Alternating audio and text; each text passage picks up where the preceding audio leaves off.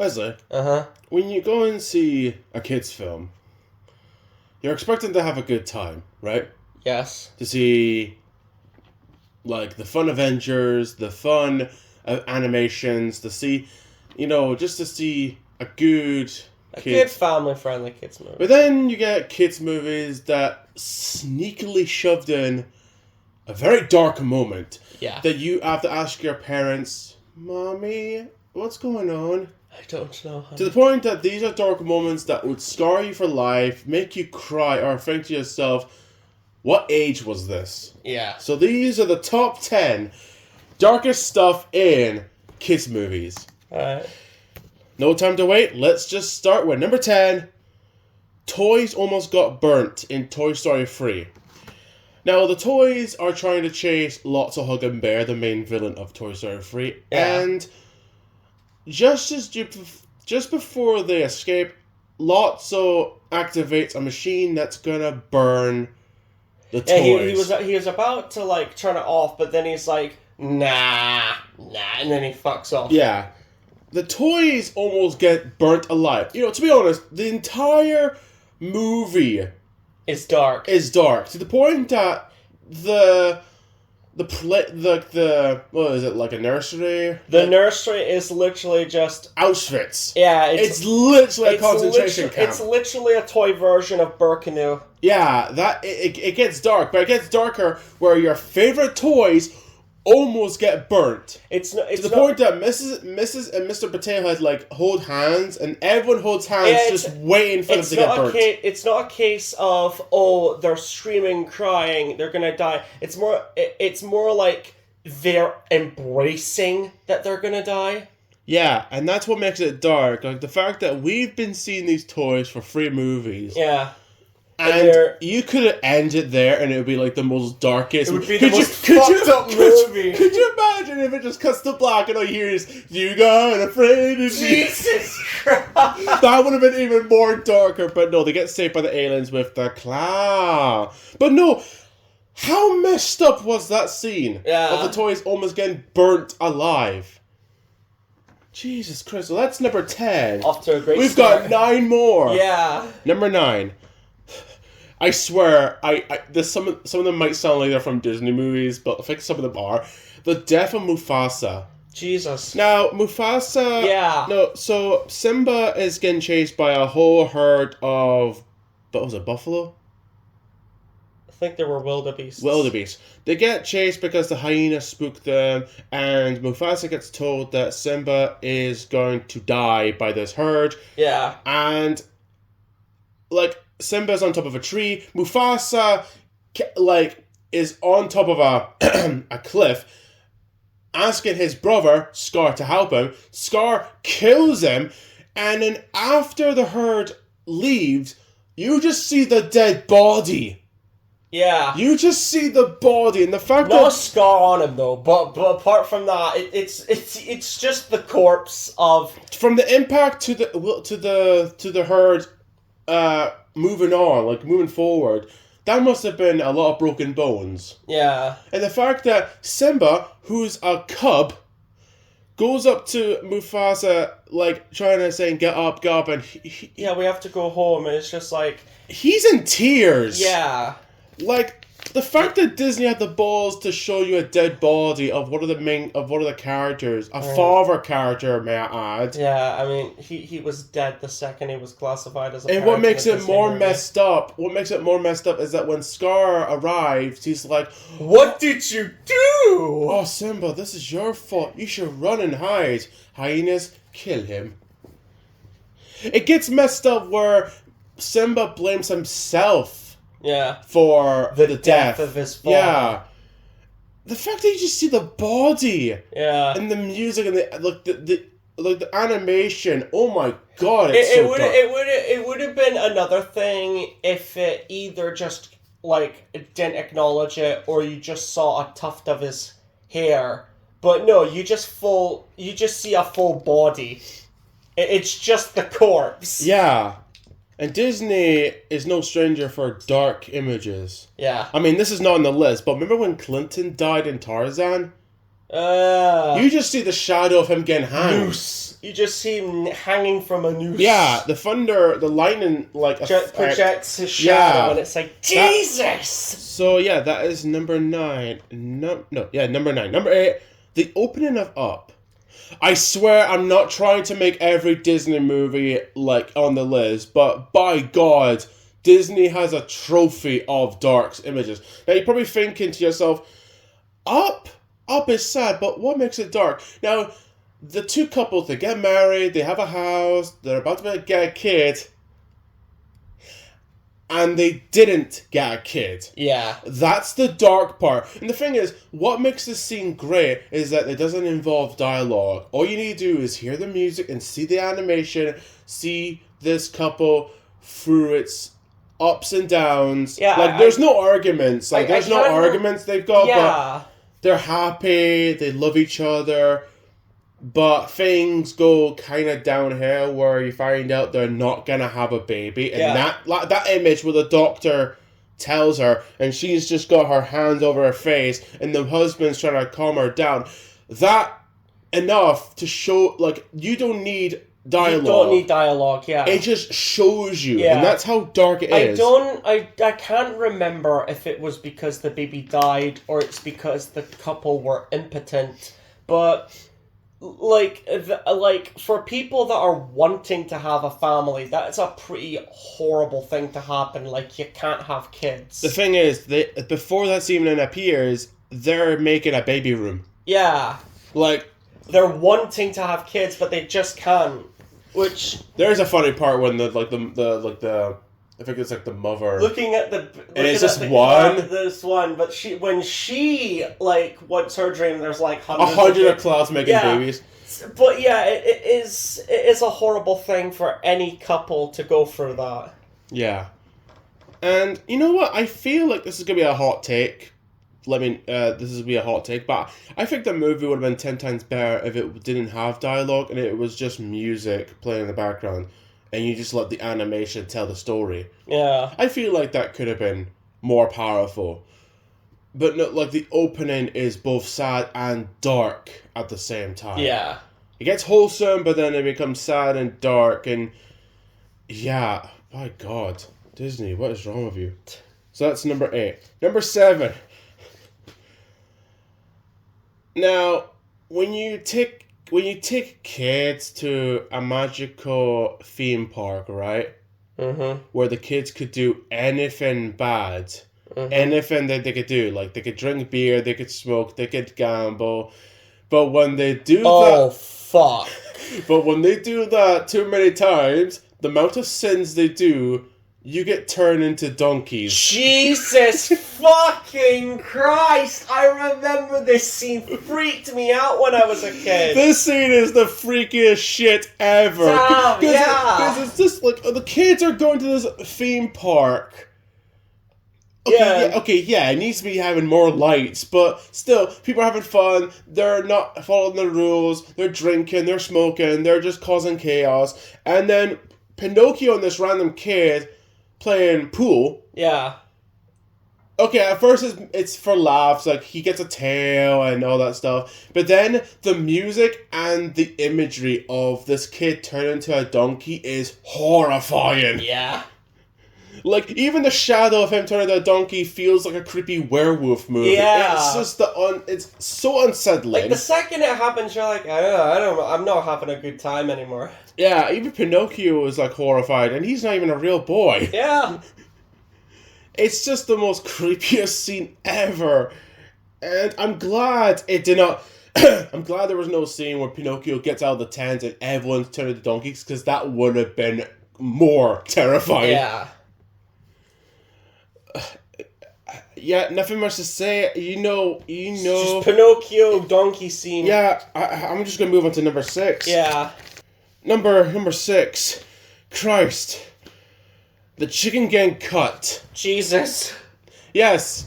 Chicken Run is another movie in this list that is like a concentration camp. Yeah. So the chickens, every day they get lined up and to see which one has laid eggs, and I think Mrs. Tweety notices there's one that doesn't do She hasn't met Yeah. her So- quota.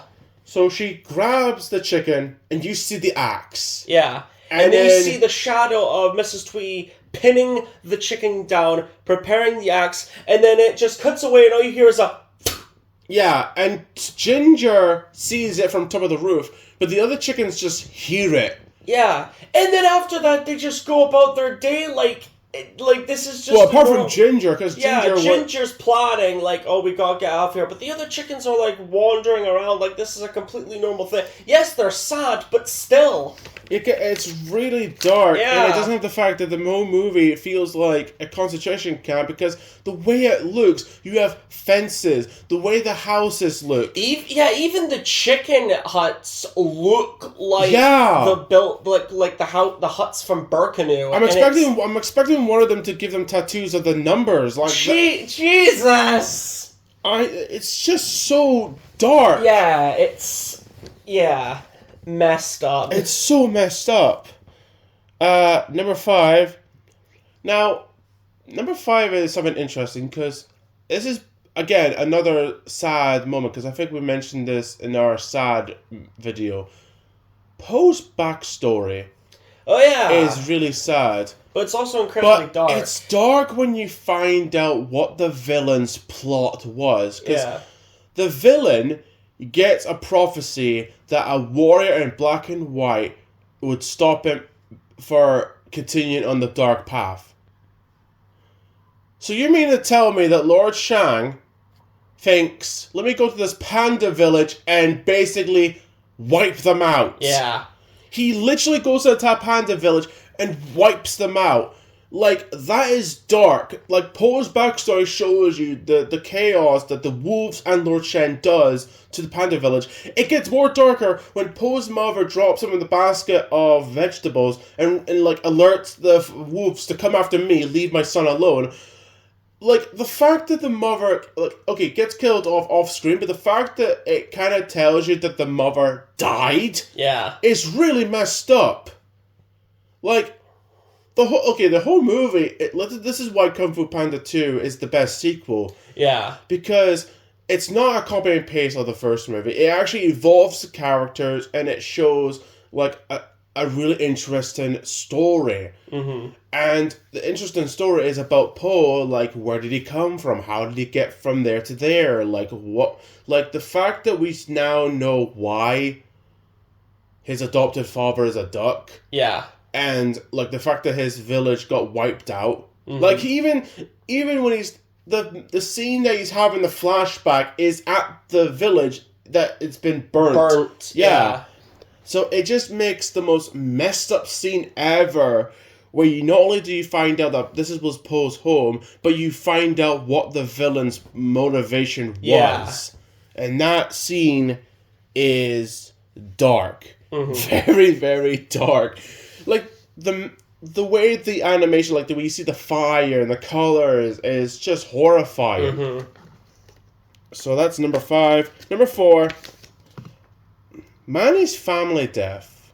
Now, this is in the first Ice Age movie. Christ, yes. Even as a kid, this genuinely scared me. This scarred me, because this... Okay, so context. So, Manny, Diego, and the baby find this cave, Yeah. and there's drawings. Like cave paintings. Paintings, and Sid points out that this mammoth looks like Manny. Yeah, And he's so, got, he's got a wife and kids, he's happy. Oh, he's playing And with... then Manny imagines the drawing, like the cave drawing, moving, and it Yeah. actually shows you that this was a happy family. Like, they were minding their own business, they were having fun. But then, sorry, Nostalgia Create, I had to steal that line. Come in, surround the mammoths to the point that the man is fighting off the man. And they pinned... Yeah, they pinned the child and the mother against a wall. But it doesn't have the fact that when it comes to the top of the wall, The top of the mountain, the female women have rocks. have rocks about to crush them. like, and after that, it just shows you a shocked expression from Manny, and then it cuts to him just staring at a wall, and I was like, as a kid and even as an adult, I'm still horrified that this is a movie about a tiger, a sloth, and a mammoth delivering a baby to the same people that killed the mammoth's wife and kid. That scene becomes a whole lot darker when you realize that, yes, from Manny's perspective, these group of men and women just came along and killed them. But for the humans' perspective, they probably celebrated afterwards. Oh, yeah. Yeah. Yeah, that just makes it messed That up. makes it worse. That makes it more messed up when you find, like we've seen, like, Walking with Beasts, and I think they did that as well. But no, like, because I just saw it recently. I was staying over at a friend's house, and I was watching Ice Age, and I was like, it got to that bit, and I'm like, I wonder if it's still scarring. Yeah, it was. It really was. And another thing that's dark, that Manny doesn't, like, say anything. He just stares. Yeah. He just stares at the pictures and he's imagining it happen. He doesn't say a word, but then it cuts to Diego and Sid, and they're looking at each other like, maybe this was a bad idea showing him this. Yeah. So that was number 4. Number 3, the horse death in Neverending Story. The soul is at the swamp of sorrow. You know what? I'm just gonna call this video top 10 darkest moments / deaths, because I feel like this is the point of it. Yeah, and I should just change the video to deaths, actually. Yeah. But this horse dies by quicksand. Yeah, it's like a swamp. It's like a swamp. I think it's something to do with depression or something. Yeah, the sadder or more negative emotions you have, the faster you sink.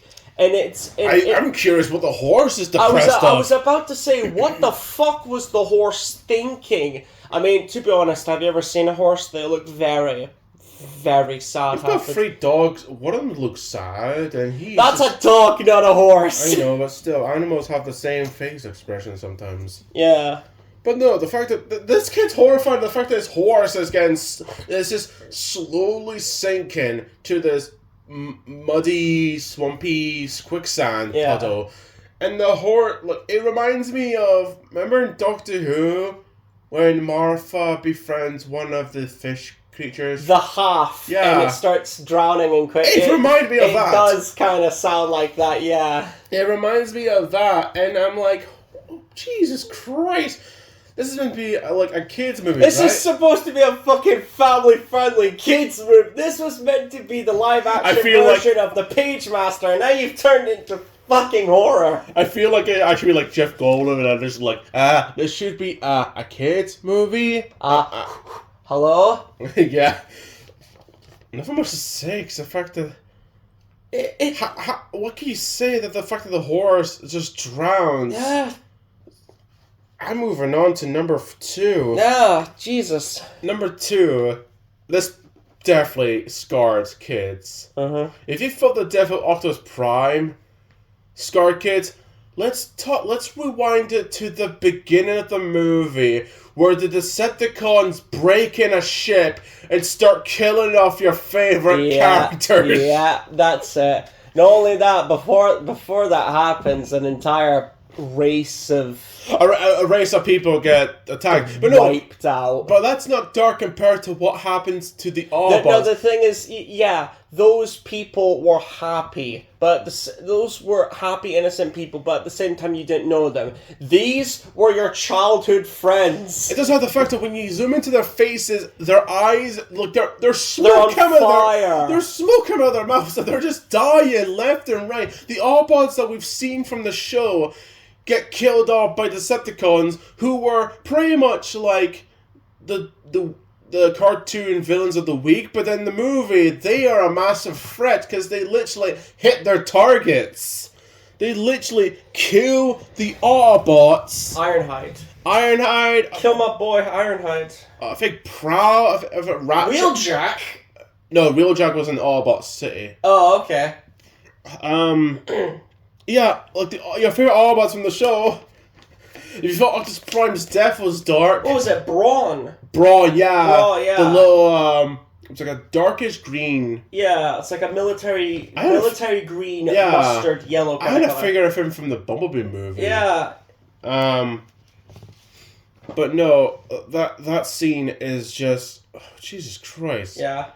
You could tell they were thinking of trying to replace them with different Autobot To characters. replace them with different toys. That's what it was. Because they was like, okay, how do we make more toys? We kill off the characters we had before. we kill off the other We characters. killed off the old characters to make room for the new characters like RC, Cup, Hot Rod, Ultra Magnus, Blur, and a few other Transformers. You know, you're probably thinking, what is the number one darkest moment in any kid's movie? do do do do do do do do do do do do. Fuck! Just playing that song. The fucking Kronos project from The Incredibles. Yeah. I've actually seen the DVD, and I've actually seen these characters. The thing is, they weren't just like, oh, throwaway characters. The behind the scenes, like, the superhero logs made them sound like they were real life people. Yeah. Like, they had personality. One of them, Apogee, apparently was much more of a social person, so after work, she would go out, like, drinking with her friends. And then, Gazerbeam was a judge, and, like, all these people had personal lives after. And then, when you get to the scene in the movie, it's like, dead, dead, dead, dead. And then, like, Mr. Incredible's, like, looking at this thinking, fuck. Like, who's left? Yeah. Who's the one who's dead? Like, he has to type, because he got it from a dead corpse of Gazerbeam. Yeah, in a who cave. wrote, like, Kronos on a wall. So he types it up, and he sees, not only does he see the death of the heroes, but he also see, who destroyed which robot, Yeah. and each robot improved. Got better over time, yeah. And apparently, it even shows you the fake death of Mr. Incredible. Yeah. And, Jesus Christ. And I like the fact that actually, it shows you Frozon's location is known, so he was going to be the next. Actually, no, that before Mr. Incredible, he was going to be. It was meant to be Frozone in the volcano. Yeah. And then it shows you Elastigirl says unknown, and he's like, "Oh, thank God for that." Yeah. But then and then he finds out what the plan is, and then the plan is that the robot's gonna attack the city in less than these types of this countdown. Less than an hour, and it's like shit. Like this scene is so dark because this kid admired heroes, most of Mr. Incredible. Yeah. So you could argue this is kind of like Mr. Incredible's fault. Because if Mr. Incredible did not say, "Fly home, buddy, I work alone," or just wanted a sidekick, then all those heroes could have been alive. But the fact that Mr. Incredible was kind of doing his job and he was just doing his job, and the kid was in the way, and he was just like, "Oh, kid, can you please get out of here?" To be fair, Mr. Incredible gets the worst luck because the superheroes get banned because Mr. Incredible saved a suicide guy. Yeah. But no, the entire movie has dark moments, especially when you find out that Helen could have died. Yeah, that was one of the ideas. But the fact that they just okay, let's have her escape the plane before it just gets destroyed by the missiles. Yeah. I think the original idea they were gonna kill her off, but that would have been too dark. Yeah. But then you have that scene. Yeah. Where Mr. Incredible finds. Yeah. It's like I said before, I think the darkest thing is that there is no dialogue, and the way the computer shows it, it's more of a case of dead, dead, dead, just brushing these guys under the rug like they never mattered. Yeah. How much subscribers do you think we've lost with this video? Probably a lot. Yeah. We probably scarred a lot of people with the list. But this won't be the first list because there's many more dark scenes in kids' movies. So yeah, with that being said, let us know what your darkest moment of any kids movie is. Let us know. Let us know in the comment section if any of these scarred you as a kid. And with that being said, remember, kids, when you wish upon a star, evil will find you. I'm the nostalgic guy, remember? So you don't have to.